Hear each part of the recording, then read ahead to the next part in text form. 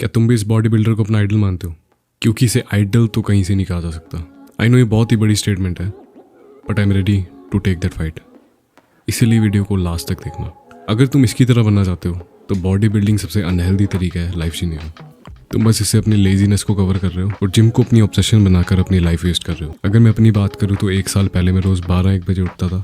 उसके बाद बस कुत्तों की तरह खाना खाने लग जाता था कि कुछ भी मिल जाए, और बस इसका कार्ब्स और प्रोटीन कैलकुलेट करता रहता था और बस इंस्टाग्राम स्क्रॉल करता रहता था। उस टाइम मेरा स्क्रीन टाइम था 8 से 9 घंटे, और पापा को तंग करके मैंने प्रोटीन भी ले लिया था अल्फाम का 4000 का, और खाना खाते खाते इंस्टाग्राम चलाते चलाते बच जाते थे 6, और फिर मेरे जिम ब्रो का फ़ोन आ जाता था। फिर 1-2 घंटा हम जिम मार के घर आते थे और फिर से मैं वही करता था, खाना खाता था और इंस्टा स्क्रॉल करता था। अगर मैं अपनी पूरी लाइफ यही करता तो मेरा क्या हाल होता? क्योंकि पापा तो पूरी लाइफ खिलाएंगे नहीं। 19 साल का हूँ, कॉलेज खत्म होने के बाद रिश्तेदार भी पूछना स्टार्ट कर देंगे कि बेटा क्या कर रहे हो, आगे का क्या प्लान है, MBA कर रहे हो या क्या कर रहे हो। तुम बस अंधेरे में रहना चाहते हो और अपने आप को एक फेक सेंस ऑफ अकम्पलिशमेंट देना चाहते हो कि मैं जिम जा रहा हूँ तो कुछ तो कर रहा हूँ अपनी लाइफ में। सोचो तुम सुबह उठ रहे हो और तुम्हारी लाइफ का सिर्फ एक ही गोल है, जिम जाना और तुम्हारे माइक्रोज और मैक्रोज काउंट करना। ये एक बहुत ही यूजलेस तरीका है लाइफ जीने का। और इससे मुझे कबीर का दोहा भी याद आता है, बड़ा हुआ तो क्या हुआ, जैसे पेड़ खजूर, पंछी को छाया नहीं, फल लागे अति दूर। इसी तरह बॉडी बिल्डर्स जो एक्सेसिव बॉडी बनाते हैं, जो कि ऑफकोर्स वो स्टीरॉइड से अनफंक्शनल मसल्स बनाते हैं, जो ऑफकोर्स स्टीरॉइड पे बने, उनके मसल किसी काम तो आते नहीं, क्योंकि भारी चीज़ों को उठाने का काम तो मशीनें कर रही हैं। और एक मजदूर जो इनके बॉडी वेट का 50% है, उसकी बॉडी इनसे 90% ज़्यादा हेल्दी होगी।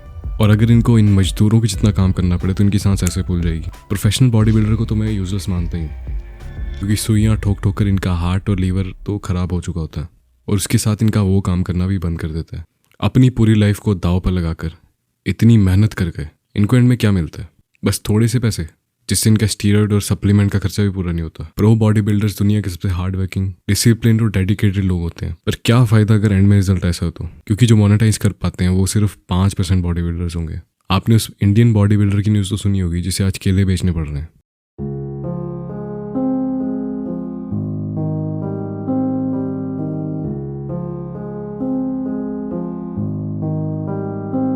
लेकिन एक लड़का जो जिम जा रहा है और अपने पापा को तंग कर रहा है प्रोटीन के लिए, मुझे उससे प्रॉब्लम है। क्योंकि बस जिम जाना तुम्हारी लाइफ का मकसद नहीं हो सकता। अब माना कि जो सिर्फ इंस्टा स्क्रॉल कर रहे हैं और नशे कर रहे हैं, उनसे तो हमारा जिम वाला भाई बेटर है, लेकिन मैं उससे भी एक स्टेप आगे की बात कर रहा हूँ। अगर तुमने ये लेवल पार कर लिया है, जिम जाकर अपना डिसिप्लिन बना लिया, फिर तुम्हें क्या करना है? क्योंकि जिम जाना तुम्हारी लाइफ नहीं हो सकती, वो बस तुम्हारी लाइफ का एक पार्ट हो सकता है। So find something that should be your core purpose. नई नई चीज़ें ट्राई करो अगर तुम यंग हो तो, नहीं तो मैंने आज इतनी बेंच मारी, तुम्हारे पास ये बोलने के अलावा और कुछ नहीं होगा। जिम जाना गलत नहीं है, ये एक बहुत ही ज़्यादा अच्छी हैबिट है, लेकिन सिर्फ जिम जाना, जिम को अपनी लाइफ का गोल बना लेना, वो गलत है।